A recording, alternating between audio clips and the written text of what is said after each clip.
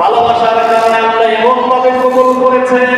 ফিরাউন যখন তাকে জিদ করে শুয়ে যখন সমস্ত কাফের বেঈমানদের মাঝে যখন নির্যাতন করতেছিলেন, ওই সময় ফিরাউন লাস্ট একটা তাকে কি প্রস্তাব দেয়, হে আসিয়া, এখনো সময় আছে, এখনো তোমার দমটা তোমার গলার মধ্যে কণ্ঠনালীতে আছে, একবারের জন্য মুসা ধর্ম ছেড়ে দাও, আমাকে স্বামী হিসেবে গ্রহণ করো, আমার ধর্ম গ্রহণ করো, আবার তুমি রানীর জীবন যাপন করতে পারবা। আল্লাহু আকবার। তখন আসিয়া রাদিয়াল্লাহু তাআলা আনহা তিনি বলেছেন, হে নরম পশু, তুই আমার স্বামী হতে পারিস না। দুনিয়ার পরিচয়ে স্বামী যদিও তুমি ছিলা, কিন্তু আজকে তুমি যা করেছো, তোমার চাইতে আর আমার পৃথিবীর সমস্ত মানবের চাইতে আমার আল্লাহর কাছে আমার ভালোবাসা সবচেয়ে বেশি বেড়ে গেছে। সুবহানাল্লাহ। আল্লাহ তাআলার কাছে তিনি বলেছিলেন, হে আল্লাহ, আমার জন্য তুমি তোমার পাশে একটি ঘর বানিয়ে দাও। আল্লাহু আকবার। এবার আসিয়া রাদিয়াল্লাহু তাআলা আনহা তিনি লক্ষ্য করলেন, তাকে যখন চতুর্দিক থেকে কঙ্কর নিক্ষেপ করা হচ্ছে, ধনুকের নিক্ষেপ করা হচ্ছে, উলঙ্গ করে চার হাত পা টানা দিয়ে বেঁধে একজন দুর্বল শ্রেণীর নারীকে যখন শাস্তি দেওয়া হচ্ছে, আর নিজের স্বামী হয়ে এই শাস্তি দিতেছেন, তখন তিনি লক্ষ্য করলেন তার জন্য একটা ঘর আল্লাহ জান্নাতে বানিয়ে এবার আসিয়ার চোখের সামনে ওই ঘরটাকে তুলে ধরেছে। এই কথা আল্লাহ কোরআনে নোট করে দিয়েছেন, আমার বান্দি আমার ঘরের বাবার পাশে একটি ঘর চেয়েছিলেন, আমি আল্লাহ কি তাকে ঘর দেইনি? তার মানে আমি আসিয়ার জন্য আমার খুব নিকটে একটি ঘরের ব্যবস্থা করে দিয়েছি। আল্লাহু আকবার। সেই জান্নাতি রমণীদের নাম রাখতে আমাদের সমাজে লজ্জা লাগে। হুজুর একটা নাম দিয়ে নাম তো দিছি 8টা 10টা, এর মধ্যে একটাও পছন্দ হয় না, শেষে যায় দেখে রাখছি কি টোম্পা। কথা কোন আছে না? ঠিক। টোম্পা, কিসের টোম্পা? টুম্পি। এগুলো কোনো নাম নাকি? বেয়াদব কথা। এগুলো কোনো নাম? নামের মধ্যেও আল্লাহ তাআলার একটি আসল তাসির আছে না নাই? আছে। বিশ্বাস করেন কিয়ামতের দিন বলা হবে, হে আসিয়া, তুমি তোমার ঘরের মধ্যে যাও। এবার আসিয়া যখন তার ঘরের মধ্যে যাবে, নাম বলছে কি আল্লাহ, আসিয়া তুমি তোমার ঘরে যাও, কিন্তু কোন আসিয়া আল্লাহ কি বলছে নাকি? দুনিয়ার যত আসিয়া আছে সব দাঁড়ায় রেডি। আল্লাহু আকবার। সব আসিয়া রেডি। এবার আসলে কি সব আসিয়া আল্লাহ ডাকছে নাকি? এবার সব আসিয়া যখন অপেক্ষামান, আল্লাহর হাবিব বলেন, এমনও হতে পারে যদি সব আসিয়ার ঈমান থাকে, এক আসিয়ার জন্য সব আসিয়াকে আল্লাহ জান্নাত দিয়ে দিতে পারে। সুবহানাল্লাহ। আল্লাহ তাআলা কিয়ামতের দিন ডাকবেন, আমি হলাম আর রহমান আল্লামাল কোরআন, আমি ছিলাম দুনিয়াতে রহমান, ওয়া ইবাদুর রহমান, দুনিয়া তুমি যারা রহমান ছিলে, এই আব্দুর রহমান তুমি জান্নাতে যাও। আল্লাহু আকবার। এবার যে আব্দুর রহমানকে আল্লাহ দেখেছেন, তিনি তো দাঁড়াবেন, সাথে যত আব্দুর রহমান আছে সবগুলো দাঁড়িয়ে দাঁড়িয়ে। এবার একই ফাইসালা হবে, যদি ঈমান যদি তাদের ঠিক থাকে, আমল যদি দুর্বল হয়, আল্লাহ তাআলা যেহেতু রহমান, তিনি ডেকেছেন ওয়া ইবাদুর রহমান, যাদের কম হলেও তো ইবাদত আছে, আল্লাহ তাআলা সমস্ত রহমানের বান্দাদেরকে জান্নাত দিতে পারেন। আল্লাহু আকবার। দিলে কি কেউ ফেরাতে পারবে? কথা বলেন, পারবে? তখন কি ফেরানো কইতে পারবো যে না, জান্নাত দিলে খালি আমার বউটারে দেন, বাকি আসিয়ারটা তো কষ্ট করে না, এটা বলার ক্ষমতা আছে? কথা বলেন, আব্দুর রহমান জান্নাতে গেলে কি দুনিয়ার কেউ ফেরাতে পারবে? না।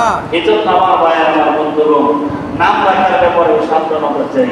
99টি নাম শুধু আল্লাহ পাকের সিফাতি নাম আছে। ও পুরুষ, তোমার নামের মধ্যে 99টা নাম তোমার একটাও পছন্দ হলো না, আবার কতগুলো গুণবাচক নাম আছে হাদিসের মধ্যে, সেগুলো পছন্দ হয় না। কোথাকার কোন ধর্ম থেকে হাওলাত করা, রতন পতন, কত ধরনের যে নাম, এই নামের কোনো লিঙ্কই নেই। ঠিক না ভাই? মহিলারও নাম আছে কোহিনূর, পুরুষের নামও কোহিনূর আছে না নাই? আছে। আছে না নাই? কত ধরনের নাম আছে, নারী পুরুষ একই বাচ্চাদের লাগে, কত সুন্দর নাম আছে। আপনি মুসলমান না হলে আপনার সাথে নাম নিয়ে আলোচনা নাই, কিন্তু মুসলমান হতে চাইলে আপনাকে একটা সবক দিতে চাই, আপনার সন্তানের নাম রাখবেন কোরআন এবং হাদিস দিয়ে, ঠিক না ভাই? ঠিক। আমার ভাই, ইবাদুর রহমান যারা হবে তারা সরাসরি আল্লাহর জান্নাতে যাবে। আবু দাউদ রাহিমাহুল্লাহ, একটা হাদিসের কিতাব আছে সিয়াসিত্তা, হাদিসের মধ্যে আবু দাউদ শরীফ, নাম শুনছেন সবাই? বুখারী, মুসলিম, আবু দাউদ। এই আবু দাউদ শরীফ, আবু দাউদ যিনি ছিলেন ওনার কাছে হাদিস ছিল 5 লক্ষ। কত? উনি 5 লক্ষ হাদিস থেকে ছাঁটাই বাছাই গুরুত্বপূর্ণ, গুরুত্বের দিক থেকে সামাজিক, পারিবারিক, রাষ্ট্রীয় গুরুত্ব দিতে গিয়ে অতীব জরুরি হাদিসের সংখ্যা উনি এনেছিলেন মাত্র 4000। কত? হাদিসের সংখ্যা ছিল কত? 5 লক্ষ। সেখান থেকে ছাঁটাই বাছাই করে মাত্র কত? 4000। এই 4000 হাদিস থেকে তিনি তার অবতরণিকা ইন্ট্রোডাকশন সূচনার মধ্যে একটি কথা বলেছেন যে আমি এই 4000 হাদিস থেকে তোমাদেরকে 4টি হাদিসের কথা বলি। এই 4টি হাদিস যদি তোমরা মানতে পারো তোমাদের জীবন এই দুনিয়া এবং আখিরাতে ধন্য হয়ে যাবে। আল্লাহ। তাহলে 5 লক্ষ থেকে কয়টায় আসছে? 4টা। কি বুঝলেন? 5 লক্ষ থেকে 4000, 4000 থেকে অবতরণিকায় তিনি কথা বলতে গিয়ে, লিখতে গিয়ে বলেছেন তোমরা যদি 4টি হাদিস মানতে পারো তবে তোমাদের জীবন দুনিয়া আখিরাতে সুন্দর হয়ে যাবে। সুবহানাল্লাহ। বলবো নাকি? বলেন। আগামী সময় বলবো। বলেন। আবার বাইরে যেতে হবে গেলে ওজন সময় নষ্ট করে আমাদের। সংক্ষেপে শুধু 4টি হাদিস আপনাদেরকে বলে। 1 নম্বর যে হাদিসটা বুখারীর প্রথম হাদিস, ইন্নামাল আমালু বিন্নিয়াত। 1 নম্বর হলো কেউ যদি তার নিয়তকে পরিশুদ্ধ করে যদি ভালো কাজগুলো করে, এই নিয়ত পরিশুদ্ধ করে ভালো কাজ করার কারণে ওই বান্দা আল্লাহ পাকের জান্নাতের উপযুক্ত বান্দা হয়ে যায়। সুবহানাল্লাহ। তাফসীরে গেলাম না। 2, তিনি বলেছেন ওয়াহিদুল কথা থেকে যারা বিরত থাকবে, অনর্থক কথা বলবে না। দেখেন, কথা বলা কি খুব জরুরি? কথা অনেক জায়গায় বললে অপমান হতে হয়, ঠিক না ভাই? ঠিক। অনেক জায়গায় চোখ থাকলে নাজাত পাওয়া যায়, ঠিক না ভাই? ঠিক। মান সমাতা নাজাত, যে চোখ থাকে অনেক মজলিসে, চোখ করে যদি শুনতে পারে, বুঝতে পারে, ওই মজলিস থেকে যদি চলে আসতে পারে, ওই বান্দার সম্মান বাড়ে না কমে? বাড়ে। আবার কেউ আছে মুখ আগে যখন কথা বলতে যায় অপমান হয় কি হয় না? যা হয়েছে দেশে একজন নরাধম প্রধানমন্ত্রী বলতে চাইছে একটা, মুখ ফসকা বাইরেছে একটা। যদি বলতে চাইতো যে রাজাকারদের চাকরি দেওয়া হবে না, মেধাবীদেরকে আর মুক্তিযোদ্ধাদেরকেও দেওয়া হবে, বাঁচার সুযোগ থাকতো কি থাকতো না? এক গালা কইরা দিয়েছে চাকরি কি মুক্তিযোদ্ধাদেরকে দেব না, রাজাকারের বাচ্চাদেরকে দেব। জন্মের খাবার খেয়েছে, ঠিক না ভাই? ওর দলের কিছু লোকেরাও খেয়েছে যে কথা বলার সুযোগ পাইলে না, মুক্তিযোদ্ধার সার্টিফিকেট যারা পাইছে তারাই দেশের সন্তান, বাকিরা কি হালুয়া রুটি খাই আমরা? খেপছে কি খাবে নাই? এর চাইতে বড় কারণ লাগবে। এই জন্য অহেতুক কথা বলা যাবে না। কেউ যদি অনর্থক কথা থেকে বাঁচতে পারে, ওই আল্লাহর বান্দা জান্নাতে উপযুক্ত হয়ে যায়। ঠিক। কয়টা গেল? 2, 1 নম্বর নিয়ত পরিশুদ্ধ, 2 অহেতুক কথা থেকে বিরত থাকা, 3 হলো সমস্ত পাপাচার থেকে এরকম মুক্ত থাকা। যে গুনাহের কাজ আসুক না কেন সে গুনাহ করে না, সওয়াবের কাজ যতটুকু পারে করে, কিন্তু গুনাহের কাজ করে না। এরকম মানুষ আছে না নাই? টাকা নাই সে হজ করতে পারে না, তার কোনো দুঃখের কিছু নাই। টাকা নাই সে যাকাত দিতে পারে না, কোনো কষ্ট পাওয়ার কিছু নাই। ওই আল্লাহ বান্দা যদি নামাজ বা সদকা, যদি রমজানের রোজাকে যদি পরিচর্যা করে, ওই বান্দার সমস্ত গুনাহ মাফ করে দেয় কে? এই জন্য কোনো গুনাহ করা যাবে না। গুনাহমুক্ত জীবন, বিমুক্ত জীবন, গুনাহমুক্ত জীবন। 3 নম্বর, যারা গুনাহমুক্ত জীবন যাপন করবে তারাও আল্লাহর জান্নাতে উপযুক্ত বান্দা হবে।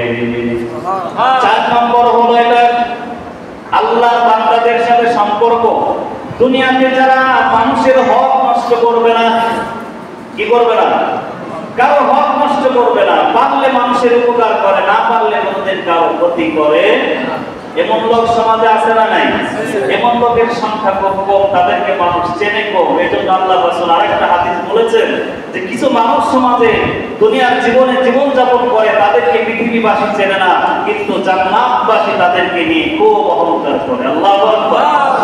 জান্নাত তাদের জন্য লালায়িত থাকে, কখন আল্লাহর বান্দা আমার কাছে আসবে, আমাকে ভোগ করবে, আমার মধ্যে বিচরণ করবে। জান্নাত ওই বান্দার জন্য লালায়িত থাকে। আল্লাহু আকবার। সে হলো সহজ সরল মানুষ, মানুষের উপকার করতে পারে না কিন্তু কারো ক্ষতি। আবার কিছু মানুষ উপকারও করে আবার ক্ষতিও করে। কোন মানুষ যদি অন্যায়ভাবে একজন মানুষকে যদি হত্যা করে, সে সারা পৃথিবীর সমস্ত মানুষ হত্যার পাপ নিয়ে আল্লাহর কাছে হাজির হবে। নাউযুবিল্লাহ। কি ভেবেছেন? মন খেয়াল খুশি যেমন ইচ্ছা তেমন জীবন যাপন করবেন আর আল্লাহর জান্নাতের উপযুক্ত বান্দা হবেন, হতে পারবে? এই জন্য এই চারটি কথা মনে থাকবে। তো এক নম্বর কি? পরিশুদ্ধ নিয়ম। সবাই বলেন এক নম্বর কি? পরিশুদ্ধ নিয়ম। পরিশুদ্ধ নিয়ম। 2, অহেতুক কথা থেকে বিরত থাকা। 3, পাপমুক্ত জীবন যাপন করা। আর 4, মানুষের উপকার করা, না পারলে কোনো ক্ষতি করা যাবে না। আল্লাহ তাআলা আমাদের সকলকে ইবাদুর রহমান, রহমানের বান্দা হিসেবে বান্দা হওয়ার তৌফিক দান করুন বলেন আমিন। ওয়া আলাইনা ইল্লাল বালাগ ওয়া আখিরু দাওয়ানা আলহামদুলিল্লাহ।